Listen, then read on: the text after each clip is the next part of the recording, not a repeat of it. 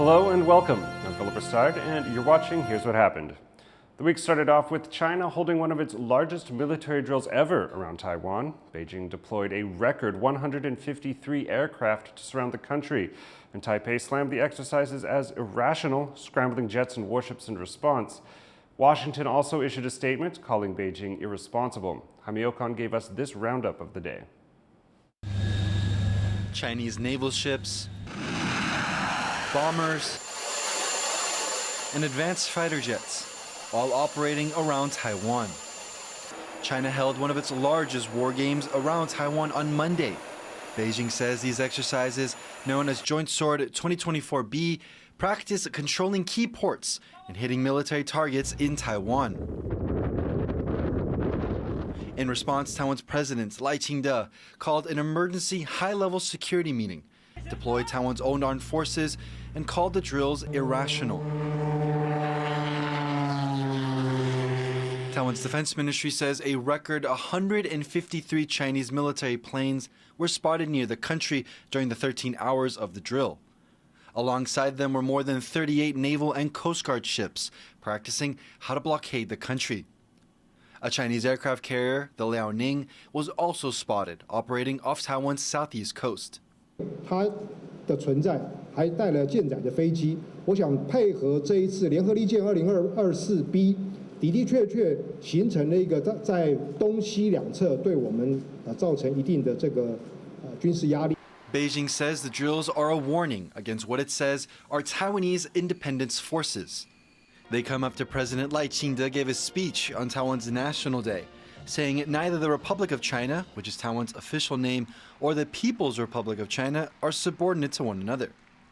It's a statement that angered China's government, as it sees Taiwan as a renegade province, despite never having controlled it. 我可以告诉你的是，台独与台海和平水火不容，台独势力的挑衅必然会遭到反制。那么，如果你关心台海的和平稳定，首先要做的是反对台独。 The U.S., which is obligated by law to provide Taiwan with weapons, said it was seriously concerned with Beijing's exercises.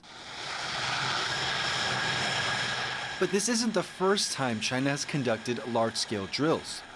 A visit from then U.S. House Speaker Nancy Pelosi in 2022 and Lai's inauguration in May this year also saw Beijing react with military exercises. And China's growing focus on blockading Taiwan allows it to pressure the country without firing a shot, complicating a U.S. response. An invasion is the use of lethal kinetic force, and that would force the United States to make a decision whether to intervene or not.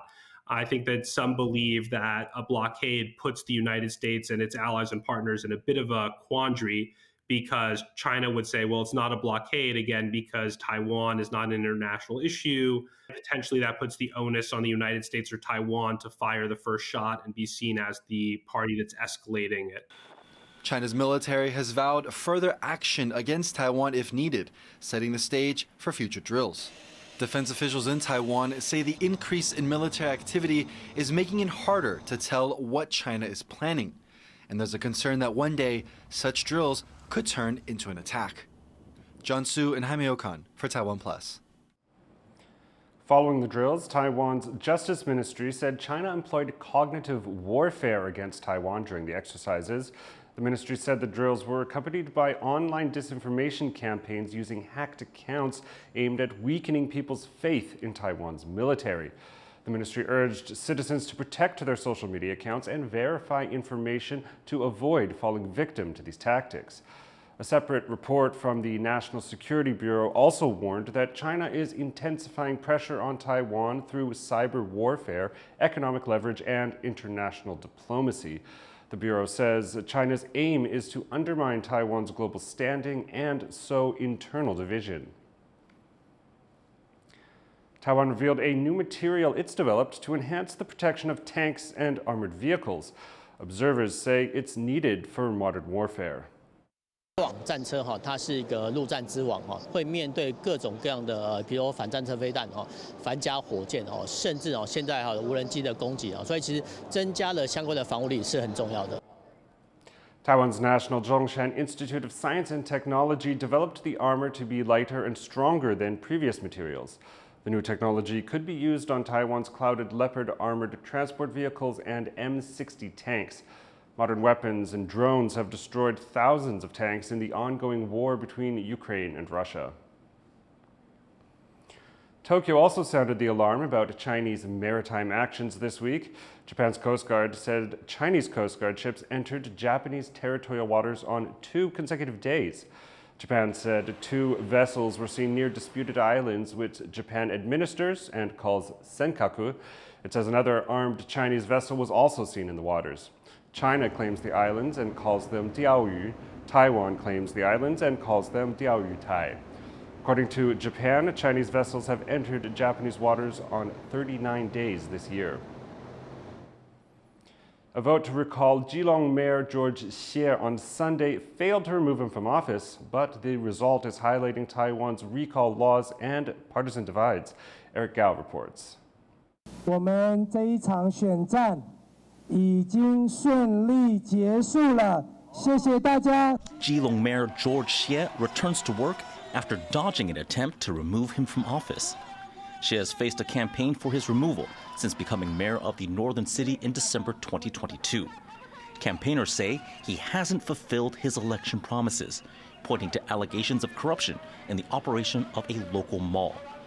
The vote to recall him saw a turnout of just over 50%, with 55.15% voting against and 44.85% in favor.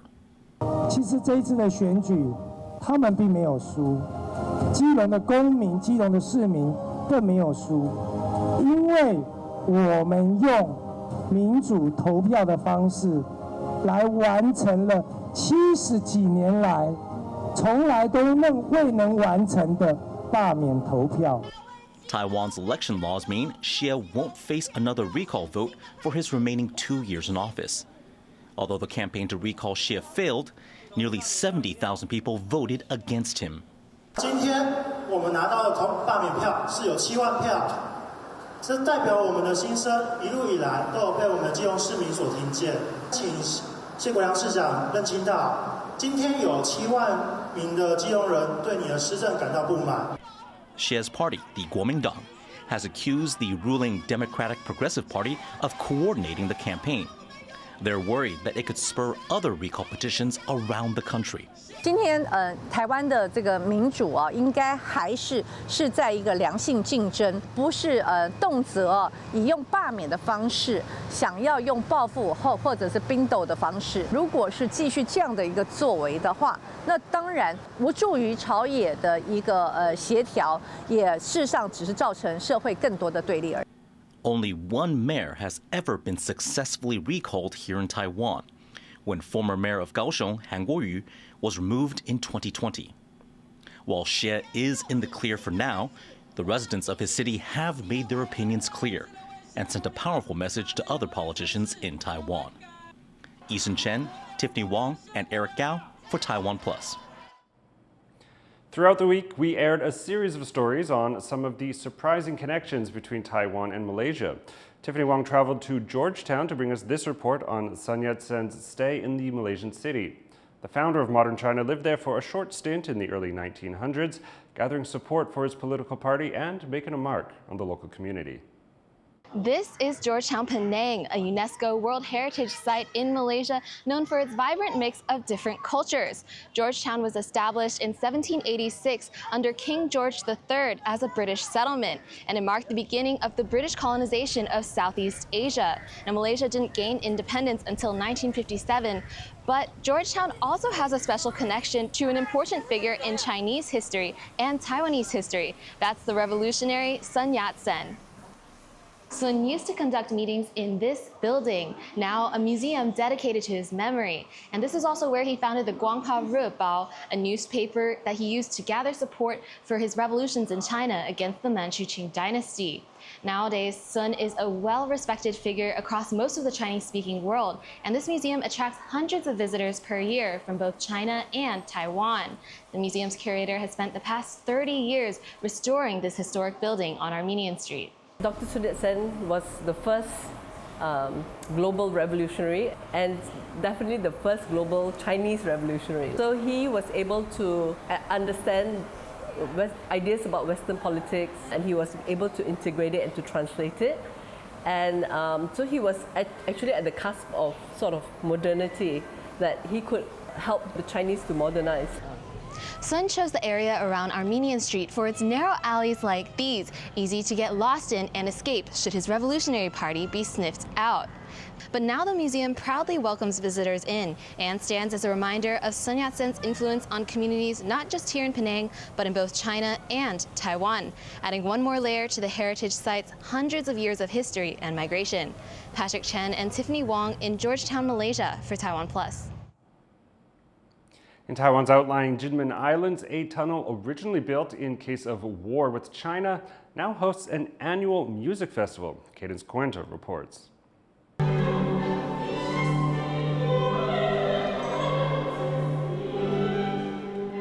A moving performance inside an old military tunnel, now the site of an annual 2-day music festival in Taiwan's outlying Kinmen Islands, just a few kilometers from China. The venue as integral to the show as the music. 我觉得音乐的特殊性就是，我也不跟你讲历史，可是你知道这里是一个坑道，这是战争的。然后，当听到音符的时候，每一个人的想法不一样，那不觉得这是最美的一件事情吗？这也是最民主的一件事情。Off the coast of China, but governed by Taiwan, Kinmen is the front line between the two sides, with China claiming sovereignty over Taiwan. When China bombarded these small islands with shells in the 1950s, this tunnel was built for boats to transport military supplies. But now, its thick granite walls serve as a natural echo chamber, creating acoustics perfect for concerts, and leaving those that witness them in awe. 当他演奏的时候，会有那种共鸣感，会鸡皮疙瘩都起来那种感觉。然后配上那个母亲的歌，我就想到我妈，就很感动，我就流下眼泪。我觉得这个真的是很棒的地方，尤其那个音乐会穿透人的那种思想，好像会穿进灵魂那种感觉。Though now showcased by the music festival, this old tunnel is not the only reminder of war here. Kinmen's past as a frontline battleground is still palpable across the island today, and its history brings in tourists. Several former military sites like this tunnel are now open for people to visit. But unlike the island's other sites, where tourists revisit history, music has given this tunnel a new life, selling out over 1,500 tickets for this year's festival in just 2 minutes. And for the first time, pieces were composed specifically for this festival. 我们以诗告别战争和死亡，我们以歌迎接和平与希望。 Performing his original poem, poet Xiang Yang emphasizes the need for peace. 在目前的国际局势当中，包括乌俄战争，包括中东，也包括中国对台湾的威胁，这都是对和平非常不利的因素。 所以我的这个和平诉求当然是针对着中国。From the confines of this wartime tunnel, a call for peace and a celebration of life, with poetry and music transforming reminders of a difficult past into a beacon for the future. Ryan Wu, Peachy Zhuang, and Cadence Cuenta for TaiwanPlus. Thanks for joining us here on Here's What Happened. Visit the TaiwanPlus website or check out our social media for more of our stories. Now we sign off today with these images from Taipei Fashion Week, showcasing a unique collaboration by local designers. I'm Philip Brossard, take care, and we'll see you next time.